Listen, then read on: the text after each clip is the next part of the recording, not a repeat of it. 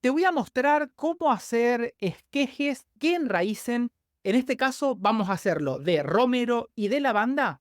Acá lo que hice con esta planta, que la tengo cultivada directamente en maceta, le corté dos ramas principales, que ya lo vamos a ver al tema del tutorado, para dejarle espacio. Entonces lo importante, fíjate estas dos que saqué, la diferencia de grosor que tenemos. Si nosotros nos vamos por el contrario hacia arriba de todo, y lo voy a hacer con cuidado porque es un tallo mucho más tiernito, prácticamente este tallo está fotosintetizando en la punta, fíjense qué verde que está. Te voy a recomendar que vayamos por un tallo que esté más bien de esta forma, que ya lo tengamos lignificado, que sea una madera. No vamos a ir al tallo, por ejemplo, de 2 o 3 años, un tallo de una planta gruesa, sino que más o menos los tallos que sean intermedios. Entonces, los vamos a cortar aproximadamente mínimo 15 centímetros de alto. Todo este tallo que tenemos acá adentro, vamos a tener energía que la planta la va a usar para empezar a generar raíces. En un principio no va a dar nuevas hojas, sino que va a ir primero a la estimulación y producción de las raíces. Y otra recomendación que te voy a dar, con una tijera bien filosa, las hojitas se las vamos a cortar por la mitad. Porque de esta forma, al reducir el tamaño de la hoja, se va a producir menos evaporación, se va a deshidratar menos. Este que tengo acá justo en la mano, te voy a mostrar que tiene otra cosa interesante para cuando hacemos los esquejes. Miren la diferencia entre uno y otro. Este que está acá prácticamente es el tallito, pero este otro ya tiene unas ramificaciones, que estas ramificaciones son interesantes porque una vez que la planta enraíce, nos van a dar enseguida los nuevas ramas, y son estas plantas como las que te mostraba recién acá. ¿Ves que tienen muchas ramas laterales? Esto lo podemos lograr cuando empezamos con una ramificación que está bien ramificado desde la base. En este caso vamos a usar una bandeja, la que tengas en casa, bien perforada. Esto es súper importante. Y lo que voy a hacer es llenarlo con tierra. En este caso, no te voy a decir en este momento justo, sino que primero vamos a terminar con este tema de los esquejes, pero ya en un ratito te voy a explicar el tipo de tierra que necesitan estas plantas. Ya con esto podés ver que es una tierra bastante común, una tierra que casi nada de materia orgánica tiene, y esto es lo más importante de todo.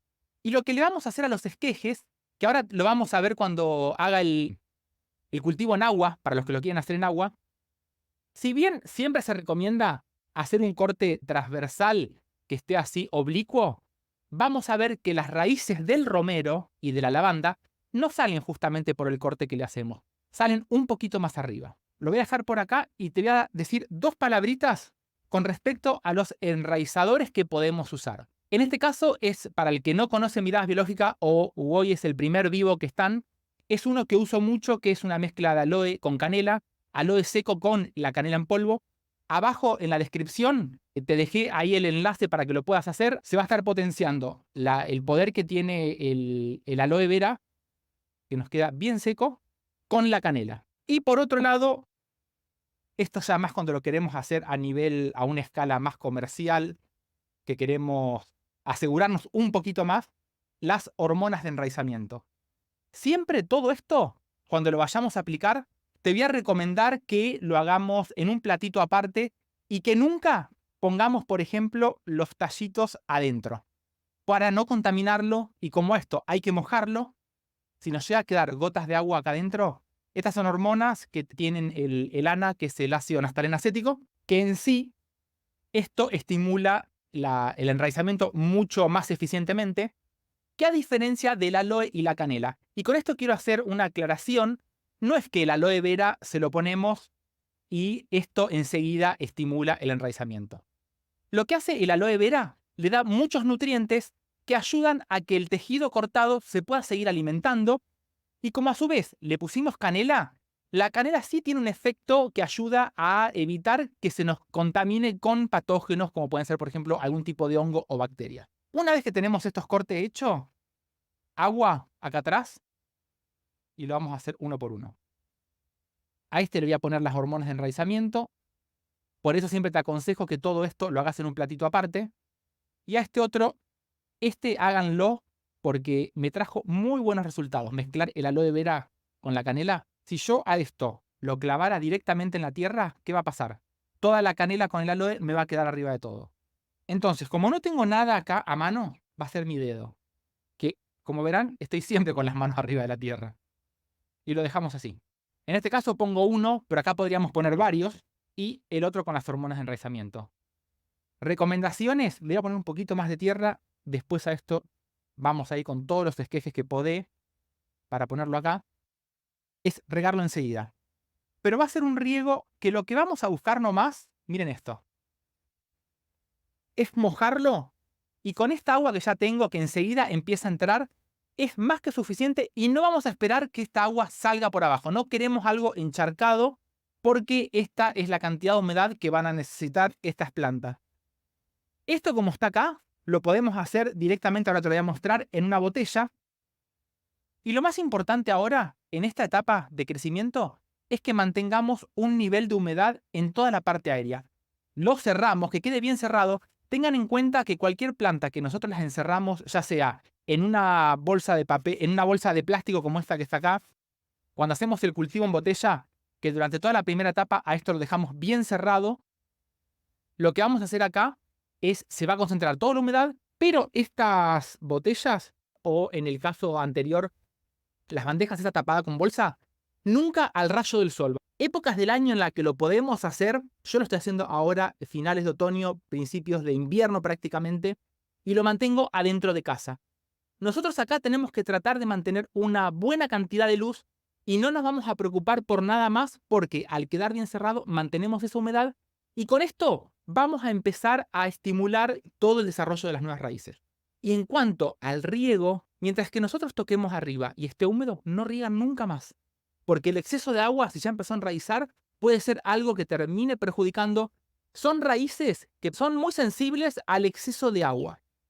Podemos tener un romero como estos que tengo acá al lado, estos súper gigantes así, que si nos pasamos y lo empezamos a regar y lo llenamos de agua, es muy probable que estas plantas se nos terminen muriendo porque la raíz es, si bien cuando uno hace el trasplante le vemos raíces, que ahora vamos a hacer uno, raíces bien fuertes, el exceso de agua es el peor de los enemigos para este tipo de plantas. Me faltó decirles, también funciona el aloe vera poniendo los tallitos así directamente. Antes de ponerlo, lo que te voy a recomendar es que el tallito esté siempre seco, antes de ponerlo por el aloe vera. Lo mezclamos bien acá adentro así y nos tenemos que asegurar que nos quede, ¿ves cómo está todo pegajoso? Antes de hacer un trasplante, vamos a ver que este es un punto súper importante, no solamente para trasplantar estos esquejes, sino que para el cultivo que hagamos en maceta. Tiene que ver con el sustrato. El éxito del cultivo del romero es el sustrato que usemos y la maceta. En cuanto a la maceta, acá en casa uso mucho la maceta de barro, que esto es lo que tiene de bueno, que evapora mucha cantidad de agua, ayuda a que el exceso se nos vaya mucho más rápido. Pero todo esto, podemos tener una maceta de barro espectacular, nunca enlosadas, nunca que tengan baños de vidrio ni nada, sino que sea la maceta de barro que evapore bien el agua. Podemos tener, como te decía, la mejor maceta de barro, pero si tenemos un sustrato que no funciona, no va a servir absolutamente de nada. Y acá traje dos sustratos comerciales. Uno ve, por ejemplo, este tipo de sustratos, que lo vemos con perlita, esto tiene turba, tiene restos también de la corteza del pino, y vamos a hacer así, mira. Este va a ser el experimento que vamos a hacer. Lo ponemos en agua, una cucharada de cada uno vamos a poner. Este es otro que se suele vender como compost. Son todos pedacitos de madera también. Y lo vamos a poner en la otra. Y esto, como lo ves acá, fíjate el color que ya tiene. Parece una tierra sacada, una tierra negra horrible, por decirlo. Y lo vamos a poner acá. Voy a mezclarlos un poquitito. Y con esto, lo que vamos a ver, este fue el que se vende como compost. Mirá lo que sacamos acá arriba. Esto, cuando vemos mucha materia que flota así, significa que tenemos exceso de materia orgánica. Esta es la que se vende como compost, restos de palito. Este es el otro que también, y fíjate que abajo se ve un poquito más oscuro, cayó algo de tierra, que vendría a ser el compost ya mineralizado, el que ya sería una tierra negra. Acá no solamente la perlita flota, sino que también tenemos mucha materia orgánica flotando. Esto sería parte del musgo sphagnum, parte de los restos de maderita. Y en este otro, la tengo toda en el fondo de la tierra negra. Si vos ves la diferencia, este está bien oscuro, para que veas que la diferencia. Este prácticamente está transparente, que es el de la perlita. Este otro es el que tenía el compost, que quedó flotando, los restos de maderita y todo eso, queda transparente. Y mirá la tierra negra. Directamente casi no se ve de un lugar a otro. Con esto, ¿qué te quiero decir? Ese es el secreto y con este experimento súper sencillo vamos a encontrar la tierra que necesita este romero. Y la tierra es esta. Tiene que ser una tierra negra, una tierra que prácticamente no tenga restos de materia orgánica, no tenga restos de palito. Tiene que ser una tierra pobre. Le gusta más un ambiente así más calcáreo, más tirando a un pH apenas alcalino. Pero nunca vamos a comprar una tierra de este tipo y usarla. Porque con esto vamos a aumentar mucho más la humedad a nivel de las raíces. Y esto uno lo ve y dice, mirá, es una tierra espectacular. Para el romero nunca la usen, no gasten plata en esto. Vayan y usen una tierra negra, la más pobre que encuentren, que vendría a ser esta, y es la que mejor funciona. Acá tengo unos esquejes de romero que puse y unos de lavanda. Uno de los grandes problemas que tenemos antes de hacer el trasplante, con la lavanda más que nada, es que enseguida la lavanda se va en flor y más allá de que sean plantas, esquejes pequeñitos. Acá siempre la recomendación cuando estoy con el tema de flores, esto no nos va a pasar en el romero nunca, lo ideal es cortarlas enseguida para darle más tiempo a que se formen plantas bien robustas desde la base. Y a ver, por acá, este romero que está acá atrás, que ya lo vi del costado, que tiene buenas raíces.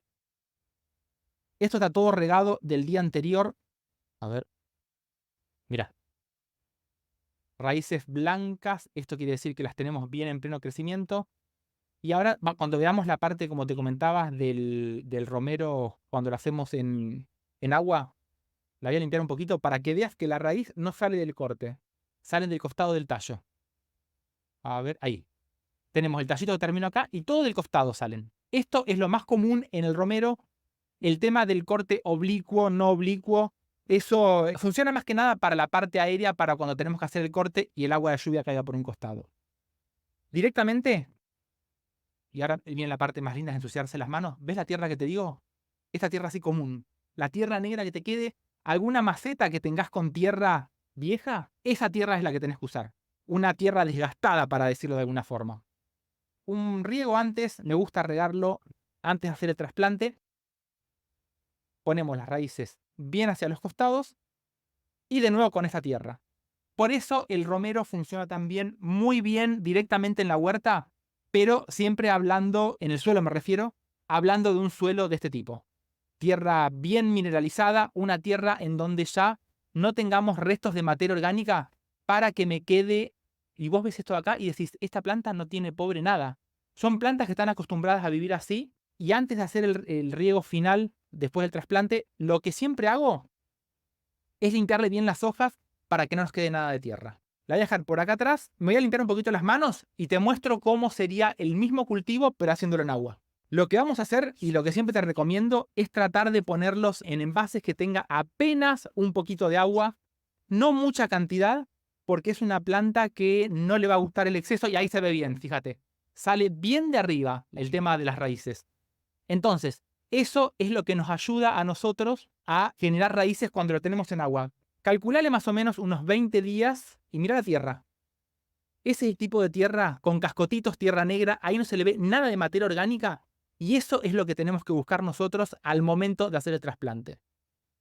Uno de los factores importantes cuando lo hacemos en agua, enraiza totalmente bien. Fíjate que otra vez más las raíces salen bien desde arriba del tallo, no desde el corte que le hacemos. Las separamos y uno de los problemas que podemos llegar a tener cuando hacemos el cultivo en agua es la adaptación de esas raíces al nuevo medio en donde no va a tener esa cantidad de agua como teníamos antes. El agua donde enraizó se la vuelvo a poner para que pase microorganismos, más que nada si tenemos algo, un estilo biopecera. Y lo que vamos a hacer acá es tratar de mantener este sustrato un poquitito más hidratado cuando hacemos el cultivo directamente en agua. Acá no tengo ninguna enraizada en agua, es todo, me gusta más el tema de hacerlo directamente en la tierra porque la planta se adapta mucho mejor. Si una raíz creció en el agua, es una raíz que está más cómoda, no se enfrenta a la deshidratación. A nivel celular, las células vegetales de la raíz están como más, por así decirlo, son como más finitas, porque nunca se van a deshidratar si tienen constantemente agua. Entonces, después de hacer el trasplante, vamos a mantenerlo un poquito más húmedo para que poco a poco esas células a nivel de la raíz se vayan adaptando al sustrato y puedan crecer mucho mejor. Esta misma tierra que les mostraba recién es la tierra que vamos a usar nosotros para hacer todo el cultivo directamente en macetas. Y si estamos hablando, por ejemplo, de hacer un cultivo en tierra, ahí lo que tenemos que hacer es, el punto número 1 es fijarte el encharcamiento. Si nosotros vemos que después de una lluvia el agua quedó retenida y le cuesta irse, esa va a ser una zona en donde no te voy a recomendar que pongas este tipo de plantas. ¿Qué puedes hacer si es el único lugar que tenés? Sacar un poco de toda esa tierra, hacer un buen hueco en la huerta donde lo vayas a poner y reemplazarla por una tierra negra. Eso más que nada te lo recomendaría para ponérselo en la base del hueco que hagas. Entonces, cuando llueve, esa parte de abajo va a hacer que el agua se vaya mucho más rápido. Es mejor que estas plantas se enfrenten más bien a una sequía a nivel del sustrato que si la tenemos con exceso de agua. El exceso de agua mata prácticamente a cualquier planta, salvo plantas carnívoras o plantas acuáticas. Así que eso ténganlo en cuenta porque es súper importante. En casa las tengo, bueno, van a ver mucho que uso el ladrillo directamente al rayo del sol. Son plantas que soportan muy bien. En el verano se riegan un poquito más seguido, prácticamente porque son plantas grandes ya y evaporan mucha agua. Bueno, por ahí hay una palta que es para unos próximos videos, vamos a injertar eso. Son plantas que van a necesitar aproximadamente entre 6 horas a 8 horas constante de sol, que si les llega a faltar ese sol, el problema que podemos tener es que la planta se debilita por falta de energía y eso puede llevar a que tengamos problemas que le empiecen a atacar algún tipo de... o el pulgón no le ataca prácticamente, problemas de oidio podemos llegar a tener también con este tipo de plantas. Así que la recomendación es darle la mayor cantidad de luz posible y a su vez esto va a hacer que generen mejores aceites esenciales para que los podamos usar en casa. Se habrán preguntado, ¿para qué, Martín, trajiste estas pinzas, estos alambres que tenés por acá atrás? Porque ya vieron una vez que hice el cultivo del romero en donde inclinaba las ramas, las tutoraba con alambre y las inclinaba para darle más espacio. Hoy les traigo otro método que es mucho más sencillo y lo podemos hacer directamente con un alambre. Más o menos, esto ahora lo vamos a ver que dependiendo el tamaño que querramos separar las ramas, es o más largo o más corto. Pero lo que vamos a hacer es, en la punta del alambre, doblamos para un lado. Y después hacemos la S. Agarramos de nuevo y lo doblamos para el otro lado. Que nos quede así. Que nos quede de esta forma. Lo vemos de nuevo acá, con mi mano de fondo para que la máquina me lo agarre bien la cámara. Doblamos para un lado y doblamos para el otro lado. Esto es lo que vamos a usar ahora y te voy a mostrar por qué es importante en el romero. Es normal que suceda, ya desde una plantita pequeñita, fíjense la que trasplantamos, que nos crezcan todas las ramas muy juntas, que se agrupen mucho y esto puede traer problemas que si no tenemos una buena ventilación, más que nada en la parte central, puede traer muchos problemas, principalmente, por ejemplo, del oidio, y esto hace que la planta se nos venga abajo enseguida. Entonces, teníamos dos opciones. Una que les había mostrado, que también le dejé el video abajo para los que no lo vieron, cómo tutorar el romero y hacer que las ramas se vengan abajo para que, a su vez, ramifique mucho más. Pero esta que te voy a mostrar ahora, lo que nos va a ayudar es a separar todas esas ramas juntas. Son plantas que crecen muy agrupadas. ¿Ves que tenemos la S acá arriba? Esto va a ir enganchado así, en la rama, y con esto las podemos mover. Entonces, y el objetivo acá es tratar que nos quede mucho más abierto toda la parte central. Fíjate cómo de a poco con estos alambres las podemos ir separando. En este caso tengo las dos juntas acá. Mira. Y uno más por acá. Esto lo que tiene de bueno es que a la planta, después, una vez que agarró la distancia, ya la tenemos. Acá lo hice así bien rápido, pero mira cómo quedó. De una planta que estaba totalmente las ramas así, se empieza a abrir. Esto mismo, y te hice un videito especial para que lo veas, fíjate cómo estaba. Esas ramas estaban todas juntas. ¿Y con qué las separamos? Con estos ganchitos que te mostraba recién, con la doble S. Y lo que logramos, entra mucho más el sol, mucho más la aireación, y el romero también produce mucho mayor cantidad de hojas. Son plantas que resisten al frío, son plantas que pueden durar hasta 5 o 6 años. Mi abuela tenía un romero que era la envidia de todo el mundo. Nadie podía tener las plantas como las tenía mi abuela. Como siempre dicen, mano verde. Y en cuanto al riego, lo que te voy a recomendar es que cuando estemos tocando por arriba, que ya las plantas las tengamos de esta forma, que esté seco. Que nosotros veamos que esté la tierra seca y no que esté húmeda. Porque acordate siempre, el exceso de humedad, y más que nada en la época esta que estamos ahora, que hace mucho frío, la raíz no respiró, se murió una raíz, por ejemplo, de estas plantas a esta altura de ya casi el invierno, y hasta que la planta regenere esa energía para hacer nuevas raíces, se atrasa mucho, y el atraso en esta época que hace frío es algo que a la planta la puede terminar haciendo morir totalmente. En cambio, en el verano vamos a tener que estar un poquito más atentos porque la planta está en plena actividad, evapora mucha agua, hace mucho calor, el calor también evapora de la maceta el agua y ahí vamos a regar un poquito más seguido. Aproximadamente, para que te des una idea, en el invierno, te lo estoy diciendo aproximadamente porque yo voy al ojo, voy y toco o veo y ahí es cuando decido cuándo regar o no. Pero más o menos una cuenta así, entre 15 y 20 días en el invierno, hago los riegos, salvo que, bueno, estos días que estuvieron lloviendo, la ventaja de tenerlo en macetas es que las puedo correr. Cuando llueve más que nada, mucho tiempo seguido. Y en el verano, más o menos entre una semana, semana y media. O sea, es mucho más seguido el tema del riego. En cambio, a plantas más grandes, más seguido el riego que a plantas más pequeñas. Y el otro tema era la iluminación. Mínimo 6 horas en adelante. Ideal 8 horas de sol. Que le dé ese sol bien fuerte, más que nada en toda la época de invierno, porque eso le da la energía extra para que la planta pueda soportar. Y a su vez, esto va para todas las aromáticas. Cuando la aromática tiene mucho sol, por ejemplo, vive, en este caso, que vive más de una forma mediterránea, se intensifican mucho más los sabores. Ustedes vean, un romero, cuando está cultivado, o por ejemplo, si pasan por alguna casa y ven esas plantas de romeros que están gigantes, y vos la ves esa planta y está constantemente al rayo del sol. Eso es lo que intensifica mucho más el sabor, y ni que hablar para el tema después de la extracción de los aceites esenciales. Así que les mando un saludo grande, los quiero mucho, nos vemos dentro de muy poquito con mucha más información, pero siempre cultivando plantas.